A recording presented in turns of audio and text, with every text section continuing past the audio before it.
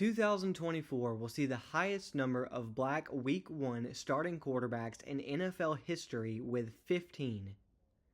This is an important representation milestone and should be celebrated as such. We should also use this important milestone to look back at the uphill fight to get here and why it's so important to afford the same opportunities to Black quarterbacks as their white counterparts. The norm in professional football for most of the early to mid 20th century was for promising Black quarterbacks to be moved to wide receiver or defensive back once they reached the NFL.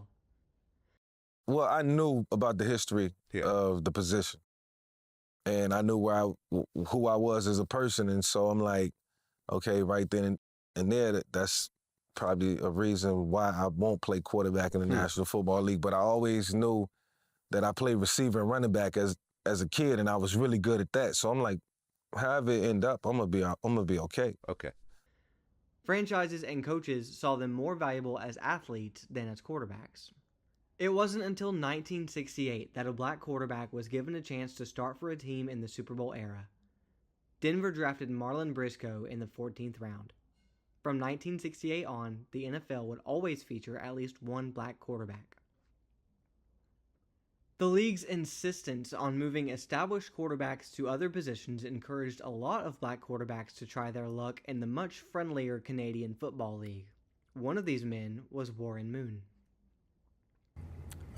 Everybody was saying, we're going to change your position, we're going to change your position, even though I had done all these things in college. It's like, well, what else do I need to do in college in order to just get an opportunity to play the position? Maybe I didn't win the Heisman Trophy or anything like that, but I was a Pac-8 Player of the Year, I was Rose Bowl's most valuable player. I did all the things that you would think at least deserves to get a chance at quarterback.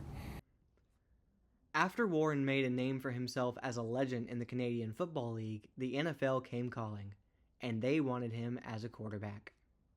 The arrival of Warren Moon and Randall Cunningham in the 80s would irreversibly change the landscape for Black quarterbacks for good. He can certainly move. He's been signed at 4'7", and I've also heard him say if it doesn't work out there, he could even play free safety. He's that good an athlete, and he has that speed. Since 1989, there have been at least 5 starting Black quarterbacks in the NFL each season.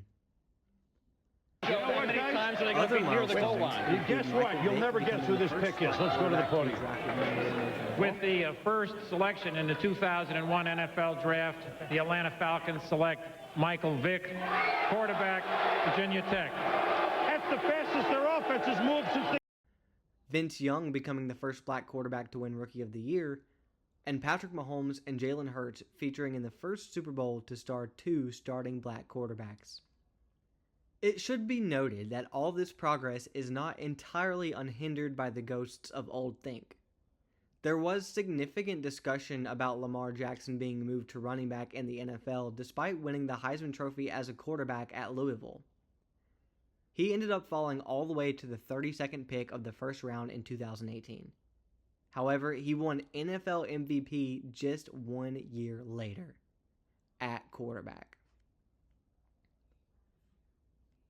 It's important to note that Black athletes make up roughly 53% of the athletes in the entire NFL, and until the last few seasons, Black quarterbacks were massively underrepresented.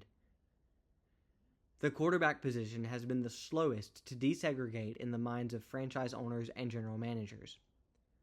A 2015 study even found that Black quarterbacks were twice as likely to be benched than their white counterparts.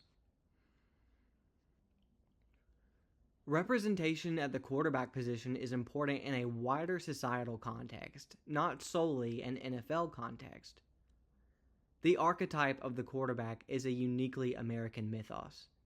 The archetypal starting quarterback is the most popular kid in school at the high school level and the big man on campus at the college level. I was lying in bed last night. And I drifted off to sleep, and I had a dream that we were beating Bangville 14-3.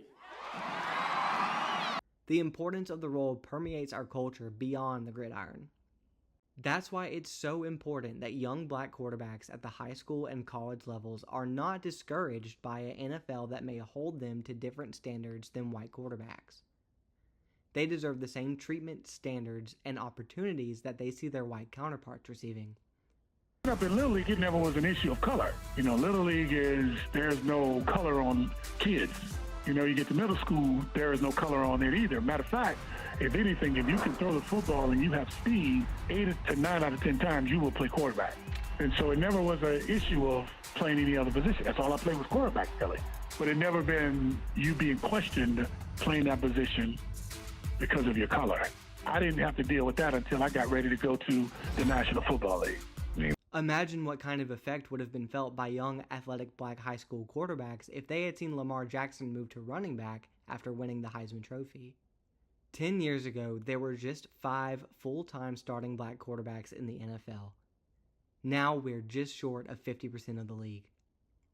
How many more could we be looking at in another 10 years?